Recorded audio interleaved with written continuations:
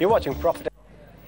Once a top man at British Telecom, Andy Green is back in the market, and this time with some good news from Europe for all IT professionals in India looking for a job. He says Europe does not have demographics to support any sort of movement on the IT side. He says Europe has to and must outsource.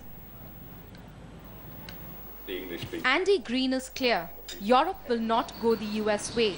It will continue to outsource. After all, Europe is growing older and it needs young Indians to work for them. The US has a growing population because of immigration. China and India have a growing population.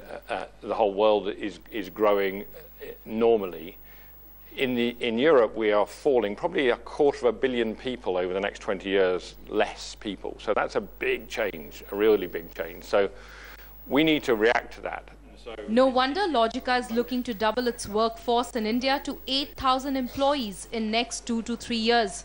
That's not all. Acquisitions are also on the cards, sub-$100 million in banking and finance space to start with. You know, I would consider modest acquisitions in India. I'd like to find a way to scale up in India. It's difficult, frankly. You know, the stock exchange rules make getting control quite tricky, and you know, the number of targets is modest. But if we could find the right thing, we would do it. Interestingly, Logica and the largest European IT player, Capgemini, are both building on an India-centric model, moving even their sales and marketing function here to curtail cost and, more importantly, to fill in shortage in talent pool in Europe.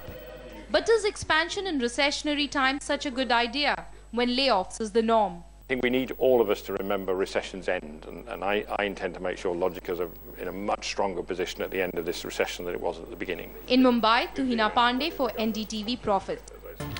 Don't go away from NDTV Profit. Lots still happening. We are out of here on Profit at Night. Goodbye. Lots coming up. Thanks for watching. Bye-bye.